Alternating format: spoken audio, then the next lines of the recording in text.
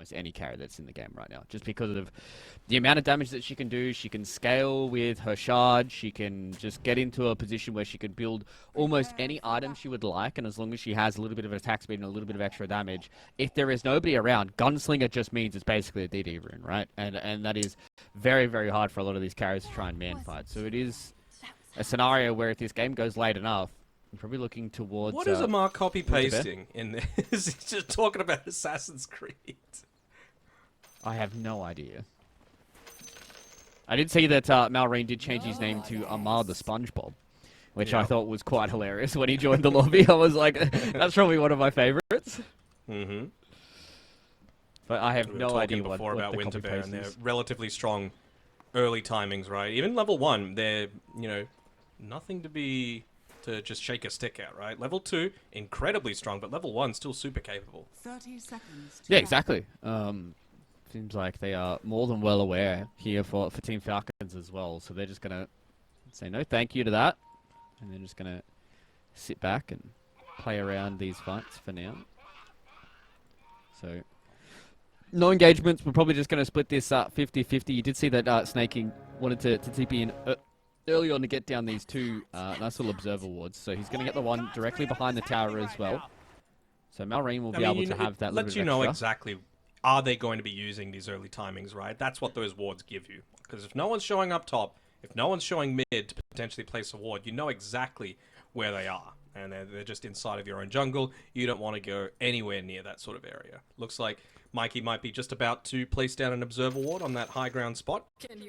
But I actually saw it get pinged before. I am red green colorblind, so I wasn't sure if it was Falcons pinging the fact that he's likely going to be placing something there, or if it's them saying, hey, I'm going to place something here. I think it was Winter Bears that were pinging.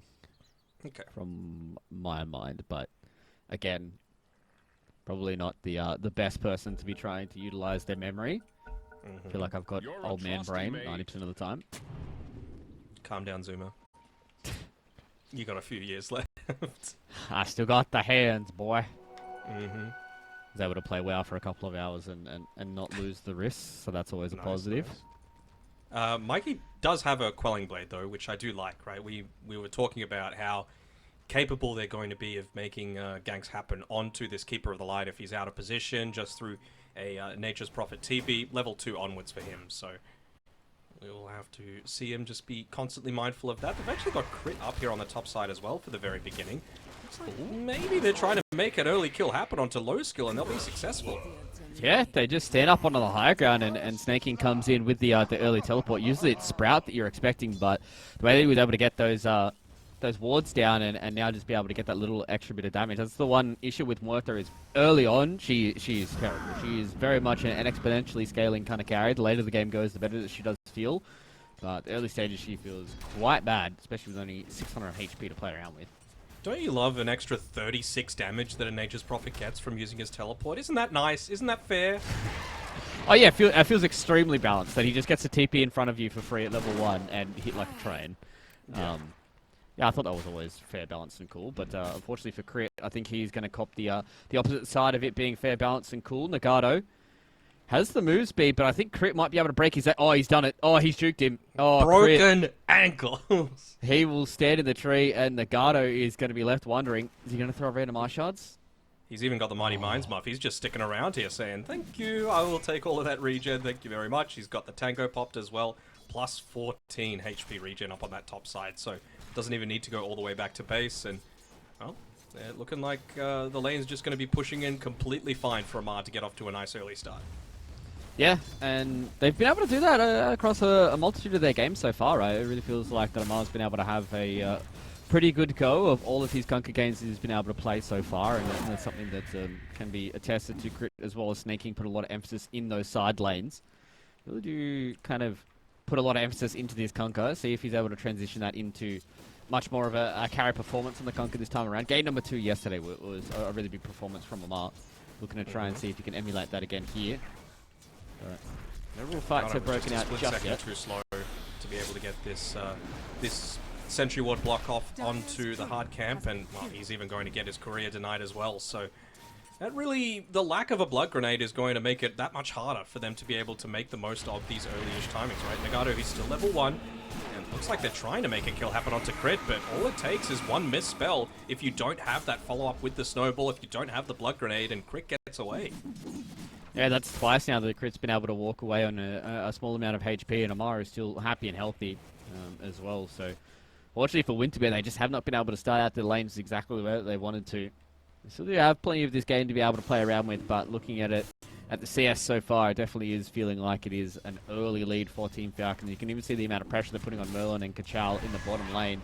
Snaking just kind of stands in front of them. They do throw out, you know, some of these shadow daggers every so often, but Snaking's just standing in front, throws out a nice little sprout, and just gets these auto attacks going because he's got a full glove of haste. So Nature's Prophet, with the amount of damage he can do, is very easy for him to trade with these melee and range heroes. And one thing, we were talking about how Falcons might not have that full team cohesion there just yet. The only common players that they've got from previous rosters are Skitter and Snaking from Tundra. But in terms of individual skill, I don't think I've seen Crit play better in what we've seen over the past few days. Yeah, I agree with you. I've been a big fan of Crit for a very, very long time, and seeing him kind of get back to the old Crit definitely does fill my heart with a little bit of joy. And Kachal is able to take down Snaking in the bottom side. Will just deny themselves to the tower as well. Doesn't want to hang around with the small amount of HP that they did have. But, you know, early kill there on a Snaking is always nice for the Dawnbreaker here. So, starting to pull back some of this kill lead. But the fact that it's 2,000 gold already at 4 minutes into the game, you can just see the amount of last hits that are really starting to rack up for the side of Team Falcons. And, you know, look to try and get the kill here onto a Nagato. Doesn't have the snowball to try and play around with. The calling is good, but shards were better, so we'll be able to live for now. Snake has the Sprout, has a blood grenade as well, so this extra damage coming in from the teleportation is going to be enough to take down Nagato. And Snaking now, level 3, getting close towards that level 4. They're going to have Sprout in a few moments. I'm going to try and play around with it. Nowhere to go, but, well, looks like he's been able to keep himself hidden for long enough. Yeah, I thought they were going to really try and go for that that tower dive, but understanding that it is a little hard for them to go underneath that tier 1. Alright. So, level 1 Maledict and the Celestial Hammer seems like it was enough to take down Skitter in the bottom lane. Oh no, low skill. He's in trouble. That's a Sprout, that's a blood grenade, and with the magic missile coming in from Crit, that is a free kill onto the carry. So they do lose Skitter, but get the one back there on a low skill. And this is something that we've been seeing in a lot of their games, right? Snaking comes very, very early on, like that 4 minute mark, comes towards the top side of the map. If it's on the train or on the Nature's Prophet, puts a lot of pressure on the enemy carry. Yeah, they will lose Skitter, but I think they're more than happy with that because they get Amara, one of these heroes that he can start to get the carry going, and then he really kind of snowballs out of control. Are they about to go for a kill onto Mikey? I mean, he's just about to potentially make a rotation. Might just look to yoink away a free last hit. There we go. There's a fight in the top lane, though. That's where the real gank is going in. It's going to go on to Amar. They've got him out with the Maledict. They're doing a lot of damage towards this Conqueror. He's eventually going to tick out, and low skill is able to get that kill. But in the middle lane, they've already taken the career down from Mikey. Marlins also low, tanks a lot of these tower hits. He gets in, gets a Laguna Blade, but Kachal has the stick to be able to get away from the Lina. They will eventually lose Mikey, so it is a mid laner for a mid laner trade. Noreen just getting away there. Does, like I said, end up copping a fair few of those tower hits as Alina. Not exactly the place that you want to be, has the raindrops, so plenty of way to be able to resist spells from the Coddle, but tower still does a crazy amount this early on. Yep. Feels like it hits like a train. So, a lot of early aggression from both of these two teams, but it is really starting to turn the favors of Team Falcons because they're just constantly streaking ahead when it comes to the last hits. Basically, every single core is almost doubling their counterpart.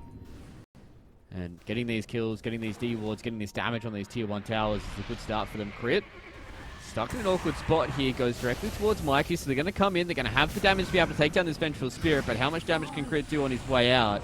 Doesn't look like it's all enough, and they will just lose out on the Vengeful. DP's coming in, making sure that there's no Nature's Prophet yoinkage going on. Looks like he's just going to be able to get his own Wisdom Rune. Might just leave it for Crit to do it as well.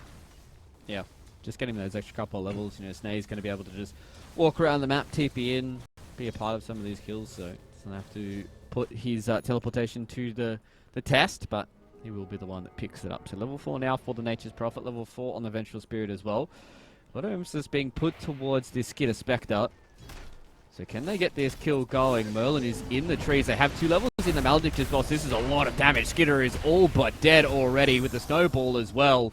They will be able to take down that Spectre in the bottom lane. So Winter Bear, they hit back just as quickly as they get hit. This Observer is still up though to be able to make the move onto Malrine. Stun combination, Laguna Blade, and a Sprout is going to be enough to clean it up. Merlin, he just comes a little bit too late. Has to be a little careful now. Trying to stay underneath the safety of his tower, but I don't know how safe that is actually going to be.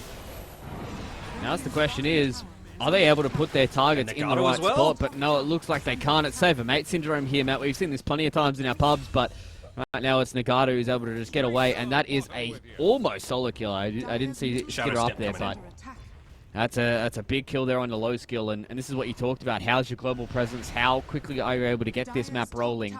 Right now, Team Falcons playing it to a T. 4,000 ahead at 8 minutes in. Look at how big Malrine as well as Amara are in comparison to everybody else. They're over 1,000 gold ahead of everybody in the game. I'm a little surprised that they haven't put up any sort of sentry coverage behind the tower. That's 2 times now that they've gone for a super deep dive, and no one seems to want to be protecting Mikey. He's the one that you need to be scaling off the back of. He hasn't made a true rotation yet with that Urna Shadows, but maybe just waiting for the full Spirit Vessel to come through as Kachal. He's actually going to be able to get away. Ooh, tanky enough. That Spark of Courage with the extra armor while you're below 50% HP means that snaking doesn't do that extra bit of damage, but... Looks like they want to make a play. He just TP'd back to the base. He wants to use the Solar Guardian. They want to be able to get in on top of someone like Malrine. Here we go. Yep, they're going to come in. Solar Guardian's going to be enough. Malrine goes down. It gets blown up. So with Kachal coming in, that all but secures it. Do they have enough to stun it? They do! The final swipe of the Starbreaker is enough from Kachal. That was max distance on that one. So they get the kill on a Malrine and then the kill on the Snaking. So that's a lot of gold going their way, but they are still so far behind on the net worth, Matt. They need plenty more of that. Yeah, for sure. I know a lot of people look at Mikey, they look at low skill, and they're saying, you know what, these are the most impressive players on this roster. I've honestly been the most impressed by Kachal. A lot of his plays, a lot of his juking, his laning phase, and just the calls like that. You know, to be able to instantly make a play. I'm sure he demanded that his team were the ones to be able to get aggressive, just to be able to pick up a free kill. Yeah. He's been a bit of a standout for them so far. And I feel like every single time that we, you know, cover these qualifiers or we watch Division 2 or something like that, it feels like offlaners are the biggest standouts to me. You know, as an offlane player myself, feels like every single time that you watch some of these rosters that are like, hey, they're making a pretty good run. These guys are not too bad. A lot of it is off the back of their offlaners being amazing players, and then they eventually turn into offlaners that go on to big teams. Then you're starting to look at a team like Team Spirit, where, you know, 5 years ago we called Yellow Submarine being the guys in the next generation, and now they're 2-time TR winners, you know? Mm-hmm. Poor So Bad, man. He just wasn't part of the whole situation. That does feel bad, but either way, was able to enjoy the wonderful man that was Collapse. Big QO fanboy during those days. Level 6 now as well on Nagato, so another little stun just to be able to keep people in place. Again, Kachal, he's got that Solar Guardian back up in another 10 seconds, so you gotta say that with this Spirit Vessel, that's what you're really wanting to be making the most out of on this Keeper of the Light, right? Yes, you gotta be picking up a lot of your farm, but when you're hitting these level 6 timings on your supports, you gotta be able to make something happen with it. It really does feel like they should just group up, see if they can take down Skidai. I think the biggest scout for them to claim will be Amar at this point. He is almost finished a BKB. So he's going to go for a very, very early BKB, understanding that there's not really that much unavoidable damage for the Blade Mail to really utilize this time around. So going in towards that BKB means that you just can kind of freely run around. Doesn't have to deal with the extra amount of damage that comes in from the Muerta. Doesn't have to deal with things like the Snowball and the stun that comes in from all these other different heroes. And they are lacking a little bit of frontline as well. So having a Kunga just be able to stand up at the front, not care at all about the Muerta and the Keeper of the Light in particular, that's just the level of comfort that you want. So in about 500 gold, I'm expecting Team Falcons to be able to make their move. You've got the Blade Mail on the Spectre, you got the Aether Lens, no, never mind, you've got a Boots of Travel, now the Aether Lens, on Malrine, and you're going to have that BKB on the Kunga very shortly.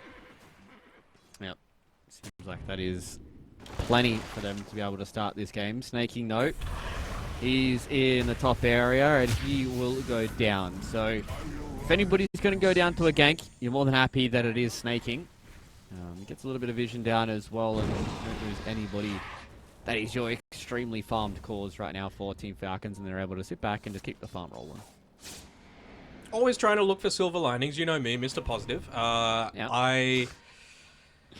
They haven't taken a tier 1 tower yet, right? And that's the big thing that I have issues with right now with this Winter Bear lineup. Granted, they've been like on the back foot a lot of this time. And it's kind of difficult with Witch Doctor in particular because you need to go this Maledict to be able to kill the likes of the Kunkka, the likes of the Spectre. But you also need the Paralyzing Cast to be able to shove out these lanes. You can't just rely on the Dawnbreaker and the Keeper of the Light to be able to do it solo. Yeah. So just needing more of those levels on the Witch Doctor, it seems. And that's what Merlin is trying to do. We still have ways of being able to utilize the Celestial Guardian, or the Solar Guardian. Dawnbreaker is the Celestial Guardian. Mm-hmm. With a Celestial Hammer. There's too many Celestial Solars, what have you. We're too deep in the source at this point. Mm-hmm. So I would like to see them utilize the Solar Guardian. I think when you have a lot of these global ultimates, it is very important for you to be able to utilize them early on. Amar, though, he's going to pop the BKB. He's going to run in. Does get the Maledict proc down onto him, and that means the Skidder can go in towards the background, and they will just take down Merlin. So the Witch Doctor gets completely eviscerated, and you can just see how quickly they respond to Team Falcons. Crit was in the right area, but everybody else with the global presence is just able to get on top of everybody, and that just means 2 quick kills. And we're going to look for a third with Mikey. He wants to get towards the DD room, but unfortunately for him, he's going to pay with his life. And that is a Keeper of the Light that goes down with a Solar Crest and a Spirit Vessel, but if you're Team Falcons, you're happy with that. I'd say a lot of people talk about Amar and like his broken heroes and yada yada yada, but the thing that I really look at for him as being like a star is his decisiveness. Like, he is so certain about how he wants to play certain ways, and he just full on trusts himself and commits into a team fight there. It was an instant pop of the BKB as soon as he saw anyone to be able to make some sort of move, right? And if he didn't do that, then the Maledict would have actually had some sort of value. It still gets applied to him, as yeah, we see how quickly he can melt without that BKB being popped. Yeah, and now they still continue to try and make this turn around, but we're able to take down Nagato, and you can just see how much damage a Witch Doctor can do when it is a full channel of that Death Ward. So, as you said, not having the BKB is a big detriment to Amar, because he just gets completely destroyed by that Maledict. But, you know, circling back to your point about his decisiveness, I think that is kind of one of the big things that kind of sets a lot of these players apart, is just being so sure in the way that you want to play and the way that you want to play these item builds. They may not be the most optimal in everybody else's eyes, but it could be enough for you. And Skidder gets caught out by the calling. They will have the Solar Guardian, and that was a beautiful dead shot from low skill to be able to pull him back in towards their clutches. And getting the kill on the Spectre is at least the first step in the right direction. But again, as you said, Matt, this is the first tier 1 tower they're actually putting pressure on. At least they get some. He just got blown up. Next to his tier 2. Oh, feels good. Yeah. Sad. But yeah, as you said, for everyone that doesn't know the interaction between Maledict and BKB, ever since the change to the BKB, you can like apply Maledict. It just won't do anything until the BKB is expired. But if you apply Maledict before BKB is cast, then you actually still get the full benefit from it. Yeah, some very niche interactions, and unfortunately for Merlin, the Maledict will not help him. Snaking will just go in the back and take down that pesky little Witch Doctor. There was a TP away though, so it looks like everybody else was happy to get out of that fight scot-free. This is what I talk about in terms of scaling, right? With Snaking, he's not happy to just sit back and be a constant TP rotation bot, you know? He's top of the supports for good reason. Nature's Prophet, just able to use the Wrath of Nature to be able to push out lanes, taking a lot of these jungle creeps because, you know, Kunkka, very survivable, and Lena's taking a little bit more of that safe farm. Same sort of thing with Skidder. So he's going to get it into his own Aghanim Scepter pretty shortly, and then be a right-click threat of his own. Yeah, he's going to turn into a carry, as some would say. And it's going to be very, very hard for them to try and deal with these heroes that are going to scale. And I think even, you know, Crit should be able to transition well enough on this Vengeful Spirit, right? You know, if you're able to build towards that Aghanim Scepter, I know it's going to be on a horizon far, far away, but still, there is the potential for that a little bit later on. So when you have this kind of 4-core, it will be very difficult for them to play around with. So His item time is going to be nice and crucial for Team Falcons, and we're looking to see if Winter Bear are able to get themselves into a position where this network deficit isn't going to be a detriment to them. But unlucky. I mean, you just walk in and get evaporated by Malrine. Oh, it's rough. That's so unlucky. He was literally like, you know, a couple of HP away from living there. Would have been able to get off, excuse me, the magic wand. Would have been able to have a couple of seconds of the voodoo restoration, and he's back to safety. Just needs those levels, and well, luckily for him, he's bought the recipe for the hand of Midas. All right, counter. How many we got? We've already got one so far. Yeah. Okay. Well, we'll see about that. They're going to try and get the kill here onto Snake King. A lot of damage comes in there from the Star Breaker. They will get the Celestial having to go out and away. Is it enough? No, it's not. Kachal, unfortunately, will be losing his life eventually to Skidder and Amar. Oh, really? Actually, he's just going to tip you away. All right, so he's tanky enough. Get away from that one. And now with Nagato being here as well, they do a lot of damage to Crit, and they just burst him down. So the Winter Bears, that was a nice little interaction for them. Malrine goes directly up onto the higher ground, just takes down Nagato. He appeared from nowhere on my screen, so I could imagine what it was going to be like for Nagato. That was probably a bit of a jump scare for him. Yeah, Boots of Travel into that outpost there and just blinking straight up onto that high ground. Not the sort of thing that you're expecting from a laner only 19 minutes in. But again, Malrine is just so confident, so comfortable with this mid lane laner, Grandmaster. He's having a fantastic performance once again. And he's moving in towards the Flame Cloak, which is going to be a nice little bit of that added damage. And you can already just see the kind of power of the Lina. We haven't really seen all too many teams be able to play the Lina, and it just feels like Malrine being one of those players is extremely comfortable on it. As you said, Grandmaster tier. This kind of enables them to have this steady kind of mid lane, whereas in the games that they lost is where, you know, I think game number 1, Malrine had a very, very rough time, and game number 3, he still played extremely well in that Pangolier, so just trying to keep him happy really does put Team Falcons in the best possible position to win these games. What sort of item timings are they hitting now? I think you've just got the Aghanim Scepter on Nature's Prophet. You've got Radiance completed on Skidder as well, so he really wants to be able to make some sort of a rotation. But it's just too much damage. And they have utilized some of those items that you were talking about just before with the Aghanim Scepter, and that means that they're able to get the 2-piece when it comes to Nagato as well as Kachal, and they just, you can see the overwhelming amount of damage in those team fights, right? It was kind of all over before you even get to start to think about the way that it's going to work out, and they're just snowballing out of control. It's 20 minutes in, 11k net worth here for Team Falcons, and there's going to have to be a very one-sided team fight very, very soon for Winter Bear for them to be able to pull this one back, I think. How's that going to happen, though? Like, it really does feel like we need to rely on Low Skill, who we haven't really mentioned at all in the past 10 or so minutes, right? He's just been sitting back, he's farming, he does a pretty good job, excuse me, at doing that sort of thing. But it feels like until he's got this BKB, there's not really going to be all too much happening with him. Maybe he's the one that picks up this Wisdom Rune coming up in 15 seconds as they try and get a kill onto This could be a big pick, though. They do get the swap back onto Amar, so he will at least have the HP to try and get away with this. And now with the water park going in, they just don't have the damage to take down the Conquer here, Matt, and they will lose 3 members, actually. And they're looking to try and catch Mikey. Oh, that is some fancy footwork to be able to get away from the LSA. He's going to throw out the Solar Crest to at least try and make sure that Malrine isn't able to keep on top of him. But Malrine with his haste rune just stays directly on top of the Keeper of the Light. Snakey joins in, and that is 4-4-0. And it was 11k just a moment ago, and now it is all the way up to 14. And Team Falcons, they're just going to probably be eyeing towards an early Roshan here to try and take down these tier 3s. And there's not really much response that you're going to have here from the Winter Bears. Imagine so. He's even looking to sell his wand, magic stick and an iron branch, just desperately trying to get close towards that BKB on low skill so that he can look to join into a bunch of these fights. He got the Wisdom Rune, he got his level 15, you've got the plus 35 damage talent now, but you're still not ready. And this is really what I was talking about with when you're going up against a Muerta, you got to punish him early, and that's exactly what Falcons are doing right now. Yeah, they're really just kind of putting a lot of the emphasis on the rest of this Winter Bear roster. Low skill, yes, he still is farm increase, but he's about 4,000 gold behind the highest net worth in the game. Eventually, we'll be able to get his items, but until then, low skill is just going to be on creep farming simulator. maybe with the BKB, that might be the first test for the side of Winter Bears to see if they can actually try and win a team fight. But at that point, it's like, how much of a net worth deficit are you trying to play against, right? Is it going to be 20k? Is it going to be 18k? Is it going to go down? Is it going to go up? That is going to be the question that Winter Bears need to try and answer.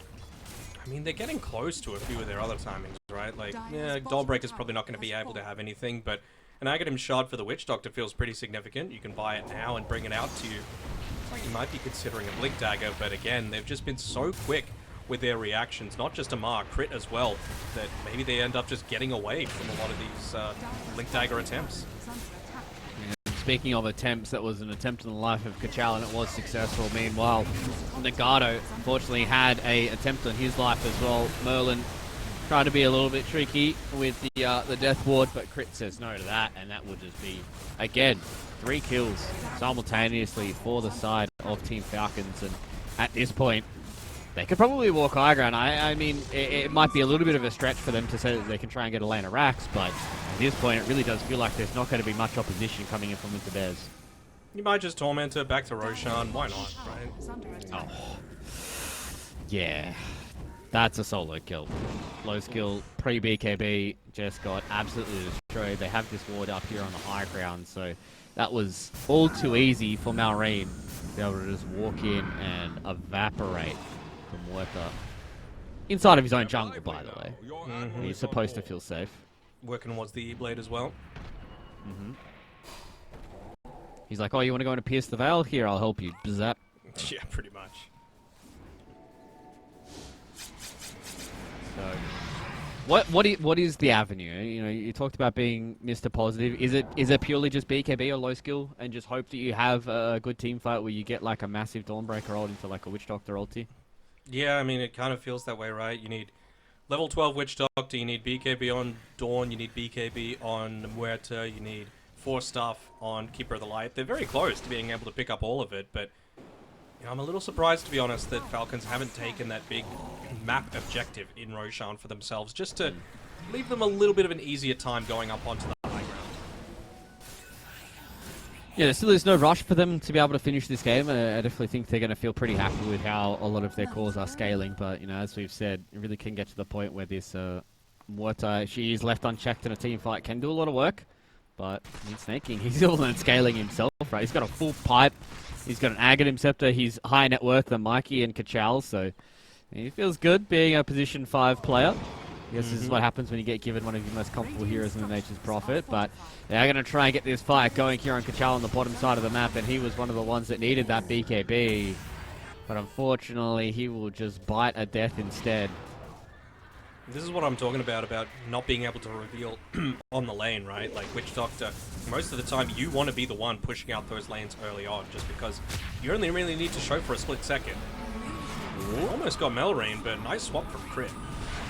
Yeah, Crit was there in time, and now the reinforcements have appeared here for Team Falcons. That was a Laguna Blade on a low skill. I think he got 100-0. That is not what you want to see from your carry. Didn't even get to pop any of his abilities, and that will just mean a handed team fight is going the way of Team Falcons. They want to try and kill Malrine, but it's not going to be enough. That's a 5-man wipe. 28k net worth at 25 minutes into the game here, Matt. I mean, I don't think anybody would be too hard done by if you do see some G's being dropped very, very soon by the Winter Bears. Yeah, I think they're desperate to try and see what happens if we actually have our BKBs. That's all they're really wanting to see here, but they're just completely suffocating the map. There's nowhere that they can farm. Wards everywhere, towers all gone. Like, where are you supposed to go if you're on Winter Bears right now? It really feels like they actually have no safe haven. And now with an Aegis of the Immortal, it's almost gotten to the point where Snaking is going to have more net worth than low skill.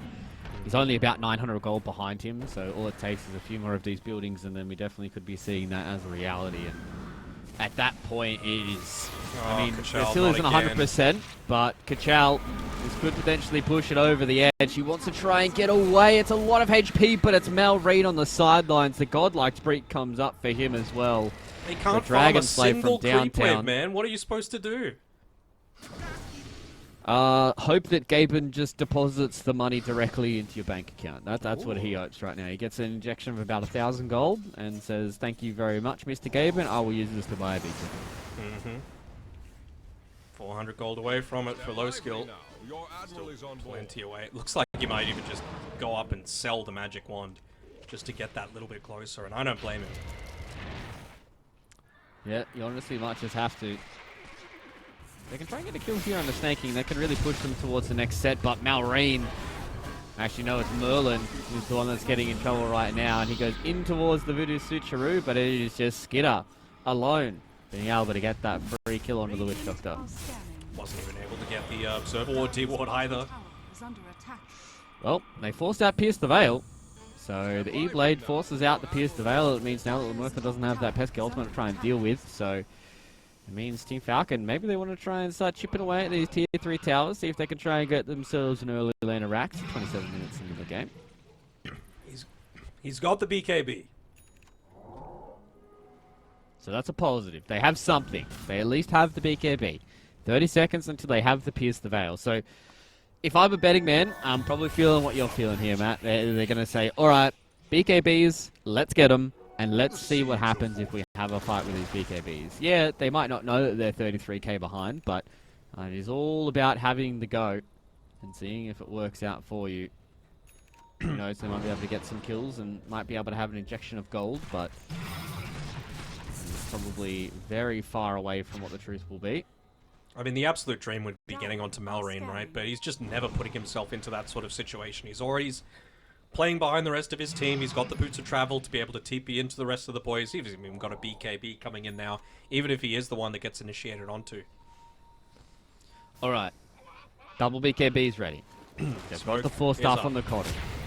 They are smoking. They want to try and come in. They get it on to Amar. They punch him up into the air, but he comes to swap, comes in from crit. They want to see if they can utilize all of this damage that comes in from the Solar Guardian, but they just get eviscerated. Malrine's on the sideline, and they've done it. They've completely destroyed the Winter Bears inside of their own base. It's only the supports with the buyback. I mean, you just call it at this point, right? This is game over in game number 1.